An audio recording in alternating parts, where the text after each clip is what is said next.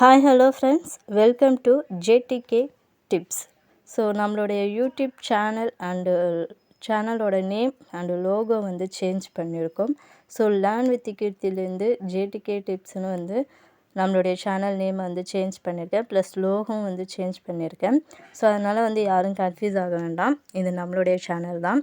So இன்றைக்கி பார்த்திங்கன்னா இந்த வீடியோ பதிவில் உங்களுக்கு ஒரு சூப்பரான டிப்ஸ் பற்றி தான் சொல்ல போகிறேன். ஸோ அது என்ன டிப்ஸ் அப்படிங்கிறது பார்க்குறதுக்கு முன்னாடி தம்ப்லைன்லேயே பார்த்துருப்பீங்க, யோசிச்சுக்கிட்டே இருந்தால் வேலைக்கு ஆகாது, களத்தில் இறங்கி எல்லோரும் தயாராகுங்க அப்படின்னு பார்த்துருப்பீங்க. ஸோ இதுக்கு என்ன அர்த்தம் அப்படின்னு பார்த்திங்கன்னா, குரூப் 4 எக்ஸாமுக்கு இன்னும் கிட்டத்தட்ட ஒரு 85 நாட்கள் தான் இருக்குது. ஓகேங்களா? ஸோ கண்ணு மூடி திறக்கிறதுக்குள்ளே 85 நாட்கள் வந்து வந்துடும். ஓகேங்களா? ஸோ இந்த 85 நாட்களில் நம்ம குரூப் 4க்கு ப்ரிப்பேர் பண்ணால் பாஸ் பண்ணிடலாமா, சிலபஸ் கம்ப்ளீட் பண்ணிடலாமா அப்படின்னு நீங்கள் யோசிச்சுக்கிட்டே இருந்தீங்கன்னா வேலைக்கே ஆகாதுங்க. ஸோ 85 நாட்கள் இருக்குது அப்படின்னு சொல்லிட்டு நம்ம படிக்காமல் விட்டுறலாம், இதில் வந்து நம்ம படித்து பாஸ் பண்ணுறதுக்கு வாய்ப்பே இல்லை அப்படின்னு நினச்சிங்கன்னா கண்டிப்பாக வந்து உங்களால் பாஸ் பண்ண முடியாது. ஓகேங்களா? ஸோ 85 நாட்கள் இருக்குது, ஸோ இதை நான் நல்லா யூஸ் பண்ணி படித்தேன்னா கண்டிப்பாக பாஸ் பண்ணிடுவேன் அப்படின்னு நினச்சி படிங்க. கண்டிப்பாக எல்லாருமே வந்து பாஸ் பண்ணலாம். ஓகேங்களா? ஸோ ஒரு சில பேர் என்ன யோசிச்சுக்கிட்டு இருப்பீங்கன்னா, ஸோ இன்னும் 85 நாட்கள் இருக்குதே, பொறுமையாக படிச்சுக்கலாம், இன்னும் தான் நாட்கள் இருக்குதே அப்படின்னு நினச்சி படிச்சுக்கிட்டு இருந்தீங்கன்னா, ஸோ இன்னும் நாட்கள் இருக்குது தான், பட் வந்து அது உங்களுக்கான நாட்கள் இல்லை. ஸோ நீங்கள் வந்து பொறுமையாக படிச்சுக்கலாம் அப்படின்னு நினச்சிங்கன்னா நெக்ஸ்ட் இயர் குரூப் 4ல் தான் வந்து உங்களால் பாஸ் பண்ண முடியும். ஸோ இப்போ வரக்கூடிய குரூப் 4ல் உங்களால் பாஸ் பண்ண முடியாது. ஓகேங்களா? ஸோ அதனால் வந்து கம்மியான நாட்கள் தான் இருக்குது. இதை வந்து நல்லா தரமாக பயன்படுத்திக்கிட்டிங்கன்னா கண்டிப்பாக உங்களுக்கு அதுக்கான ஒரு ரிசல்ட் வந்து கிடைக்கும். ஓகேங்களா? இது வரைக்கும் நிறையா பேர் பார்த்திங்கன்னா ஏனோ தானோன்னு படிச்சுக்கிட்டு இருப்பீங்க. ஸோ ஒரு சில பேர் வந்து ஒரு ப்ராப்பரான பிளான் இல்லாமையும் படிச்சுக்கிட்டு இருப்பீங்க. ஸோ இன்னும் ஒரு சில பேர் வந்து படிக்கையே ஸ்டார்ட் பண்ணியிருக்க மாட்டீங்க. ஸோ இன்றைக்கான இந்த வீடியோ பதிவில் நீங்கள் இனிமே தான் படிக்க போகிறீங்க அப்படின்னா இந்த வீடியோ பதிவு உங்களுக்கு ரொம்பவே யூஸ்ஃபுல்லாக இருக்கும். ஸோ நானும் பார்த்திங்கன்னா இது வரைக்கும் வந்து ஏனோ தானோன்னு தான் படிச்சுக்கிட்டு இருந்தேன். ஸோ அதே மாதிரி பார்த்திங்கன்னா என்கிட்ட வந்து ஒரு ப்ராப்பரான பிளான் இல்லை. ஸோ ஒவ்வொரு டைமும் பார்த்திங்கன்னா என்னுடைய பிளானை வந்து சேஞ்ச் பண்ணிகிட்டே இருந்தேன். ஸோ அதனால் வந்து என்னுடைய டைம் தான் வந்து வேஸ்ட் ஆணுச்சு. ஸோ இப்போ பார்த்திங்கன்னா இந்த 85 நாட்களில் போதுமான அளவுக்கு ஒரு கரெக்டான பிளான் ரெடி பண்ணி படிக்கலாம் அப்படின்னு பிளான் பண்ணியிருக்கேன். ஸோ அது மட்டும் இல்லாமல் நம்ம 85 நாட்களும் வந்து படிக்கிறதுலே வந்து யூஸ் பண்ணக்கூடாது. ஸோ அதில் வந்து நம்ம ஒரு 50 நாட்கள் வந்து படித்தாலும் பேலன்ஸ் உள்ள நாட்களில் கண்டிப்பாக ரிவிஷன் பண்ணி ஆகணும். ஏன்னா ரிவிஷன் பண்ணால் மட்டும்தான் நம்மளுக்கு படித்தது ஞாபகம் இருக்கும். ஸோ அதனால் வந்து ரிவிஷன் வந்து ரொம்ப முக்கியம். ஓகேங்களா? ஸோ அதனால் வந்து 85 நாட்களும் வந்து படிச்சுட்டே இருக்காமல் ரிவிஷனும் பண்ணுங்கள். இப்போ தமிழுக்கு நான் வந்து எப்படி பிளான் பண்ணியிருக்கேன் அப்படின்னு பார்த்திங்கன்னா, திருவம் அகாடமியில் இப்போ 10 டேஸ் சேலஞ்சுன்னு சொல்லிட்டு ஒரு டார்கெட் வந்து ஃபினிஷ் பண்ணாங்க. ஸோ அது எல்லாருக்குமே தெரியும். 10 நாள்லேயே வந்து அவங்க தமிழ் சிலபஸை வந்து ஃபுல்லாக கம்ப்ளீட் பண்ணி கொடுத்துட்டாங்க. ஸோ ரொம்பவே வந்து ஒரு சூப்பரான பிளான்.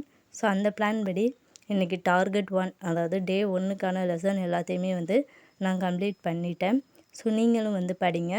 இந்த மெத்தடில் படித்தா கூட 10 நாளில் நம்ம தமிழ் சிலபஸை வந்து ஃபுல்லாகவே வந்து கம்ப்ளீட் பண்ணிடலாம். ஸோ நீங்கள் வந்து தமிழ் சிலபஸை பார்த்து கஷ்டமாக இருக்க மாதிரி இருக்கும். பட் அது உள்ளே படித்தோம்னா ஒன்றுமே இல்லை, கான்செப்டை புரிஞ்சுக்கிட்டாலே வந்து ஈஸியாக வந்து நம்ம என்ன பண்ணிடலாம், தமிழில் வந்து அதிகமான மார்க் வந்து ஸ்கோர் பண்ணிடலாம். ஸோ நான் பார்த்திங்கன்னா திருவம் அகாடமியில் அந்த 10 டேஸ் சேலஞ்சுன்னு சொல்லி நடத்தின அந்த கிளாஸை தான் வந்து ஃபாலோ பண்ணிக்கிட்டு இருக்கேன். அது ரொம்பவே நல்லா இருக்குது. ஸோ அவங்களும் பார்த்திங்கன்னா வீடியோ கிளாஸ் எல்லாமே கொடுத்துக்கிட்டு இருக்காங்க. ஸோ அதையே பார்த்து நீங்கள் படிச்சுக்கலாம். உங்களுக்கு புரியலை அப்படின்னா இந்த வீடியோவை பார்த்தே படிச்சுக்கலாம்.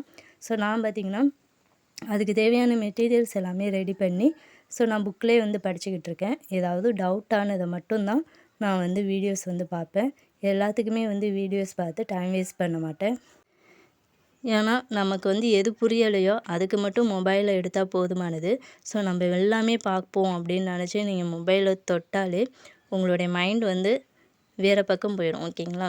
ஸோ அப்படியே வந்து நீங்கள் யூடியூப்பில் ஒரு சில வீடியோஸ் பார்ப்பீங்க, ஷார்ட்ஸ் பார்ப்பீங்க. ஸோ இந்த மாதிரி பார்க்கும்போது உங்களுடைய டைம் வந்து வேஸ்ட் ஆகிடும். ஸோ அதனால் வந்து உங்களுக்கு எது புரியலையோ அதை மட்டும் என்ன பண்ணுங்கள், மொபைல் எடுத்து வீடியோஸ் பாருங்கள். ஓகேங்களா? ஸோ எல்லாத்துக்குமே வந்து மொபைல் எடுத்திங்கன்னா கண்டிப்பாக வந்து உங்களுடைய டைம் தான் வேஸ்ட் ஆகும், படிக்கிறதுக்கு உங்களுக்கு இன்ட்ரெஸ்ட்டும் வராது. ஸோ செகண்ட் பார்த்தீங்கன்னா மேக்ஸில் நான் ஆல்ரெடி சொல்லியிருப்பேன். கிறிஸ்டோஃபர் அகாடமியில் உள்ள 500 சம் சீரிஸும் ரீசனிங் தான் ஃபாலோ பண்ணிக்கிட்டு இருக்கேன் அப்படின்னு சொல்லிட்டு. ஸோ அதில் இது வரைக்கும் பார்த்த 500 சம்ஸ் எல்லாத்தையுமே வந்து நான் இன்றைக்கி ரிவிஷன் பண்ணேன். அதே மாதிரி ரீசனிங்கும் பார்த்திங்கன்னா ரிவிஷன் தான் பண்ணேன். ஸோ இது வரைக்கும் பார்த்தது நான் எதுவுமே வந்து ரிவிஷன் பண்ணாதனால இன்றைக்கி எல்லாத்தையுமே வந்து ரிவிஷன் பண்ணிட்டேன். ஸோ அதுக்கப்புறம் ஜிகே பார்த்திங்கன்னா கிறிஸ்டோஃபர் அகாடமிலே மோஸ்ட் இம்பார்ட்டன்ட் 50 ஜிகே லெசன்ஸ் அப்படின்னு சொல்லிட்டு ஒரு பிடிஎஃப் கொடுத்துருப்பாங்க.